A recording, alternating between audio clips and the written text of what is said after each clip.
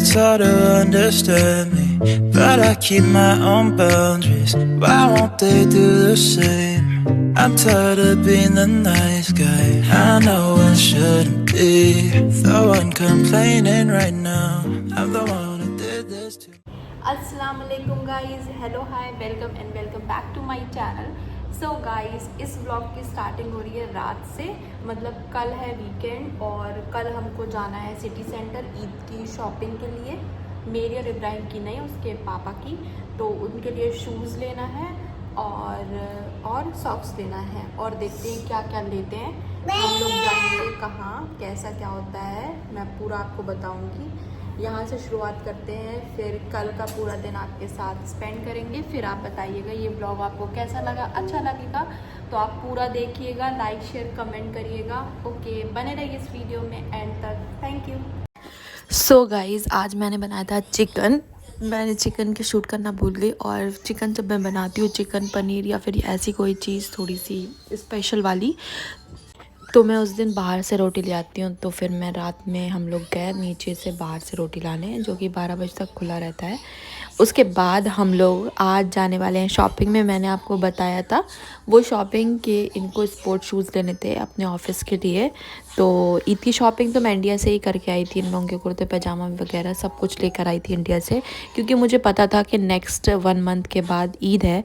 तो मैं पहले से ही सारी शॉपिंग इन लोगों की अपनी सबकी करके लेकर आई थी, ताकि हम लोग को यहाँ के शॉपिंग के चक्कर नहीं काटने पड़े, क्योंकि छुट्टी का बहुत मसला होता है और जाना भी इतना बाहर नहीं हो पाता है। और मुझे पता था कि जब हम वापस आएंगे तो यहाँ बहुत ज़्यादा गर्मी होगी और गर्मी की वजह से निकलना नॉट पॉसिबल। आप रात में निकल सकते हो, इसी वजह से मैंने पहले से सारी प्रिपरेशन करके रखी थी अपनी ईद की। तो बस हम लोग जाने लगे हैं। तो हमने सोचा पहले हम जाते हैं मेगा मॉल, क्योंकि वहाँ थोड़े बड़े बड़े ब्रांड्स हैं जिनसे इनको शूज़ लेना है। तो पहले हम मेगा मॉल गए, लेकिन हमें मेगा मॉल में कुछ समझ में नहीं आया। मतलब कोई डिस्काउंट नहीं था, बहुत हाई प्राइस थे, कोई 1% भी डिस्काउंट किसी भी चीज़ में नहीं लगा था। तो हमने सोचा ठीक है, यहाँ पे सफ़ायर का भी शोरूम खुल गया है, बहुत अच्छे अच्छे सूट्स हैं और बहुत रीज़नेबल प्राइस में भी हैं।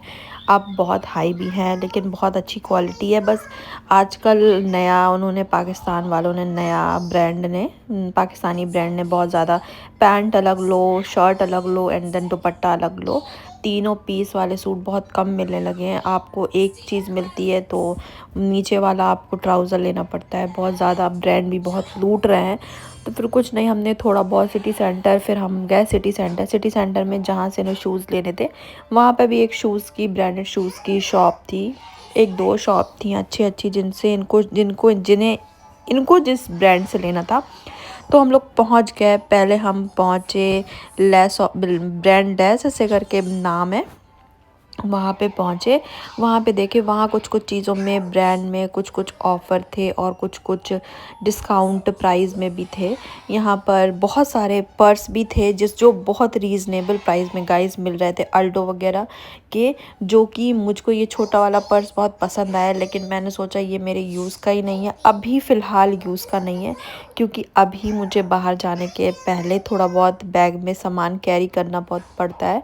जैसे वाटर बॉटल हो गई, इब्राहिम का डाइपर हो गया, वाइप्स हो गए, टिश्यू हो गया और कुछ खाने की चीज़ें रखनी पड़ती हैं, ताकि इसको भूख लगे तो मैं इसको पानी तो मस्ट ही। और ये वाला बैग जो आप देख रहे हैं ब्राउन वाला, ये बैग मुझे पसंद आया कि ये बैग था अल्डो का, जिसका प्राइस आपको मैं बताती हूँ 230 AD था। मतलब इंडिया के कुछ बनते हैं 10,000 रुपये, 10,000 नहीं, आई थिंक इंडिया के बनते हैं 7-8 हज़ार रुपये। और यहाँ पे मिल रहा था ये सिर्फ 100 दिरहम में, मतलब कि 22,000 इंडिया के, नहीं 2200, सॉरी 2200 का बहुत रीज़नेबल प्राइस था। बहुत अच्छा बैग था, मतलब बहुत सारी चीज़ें आ सकती थी। और इस कलर में अभी मेरे पास सो इस कलर में मेरे पास बैग भी नहीं था और मुझे ये बैग बहुत ज़्यादा पसंद है, लेकिन मैंने ये बैग लिया नहीं। मैं लूँगी ज़रूर अगर ये मैं नेक्स्ट टाइम जाऊँगी और ये बैग वहाँ पर हुआ और जो प्राइस मैंने देखा था उस प्राइस में मुझे मिला तो मैं पक्का लूँगी।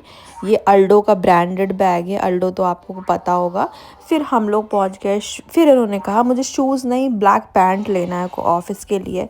फिर हम पहुँच गए यहाँ पर। हमने सोचा चलो यहाँ से हम लोग अपना पैंट ले लेते हैं, बट इतने सारे पैंट ट्राई किए, इनको नहीं पसंद आया। इन्होंने बोला नहीं नहीं अब मैं शूज़ लेते हैं। फिर मैंने सोचा चलो भाई शूज़ ले लेते हैं। फिर हम फिर दोबारा शूज़ के शोरूम में घुसे और हमने फिर शूज़ देखे। इनको वहाँ से भी पसंद नहीं आया। हम गए, हमारा पूरा टाइम इन्होंने बर्बाद किया, बर्बाद। इन्होंने एक भी चीज़ नहीं ली और मुझे 10 शॉप्स घुमा के, पहले हम मेगा मॉल, देन हम गए सिटी सेंटर।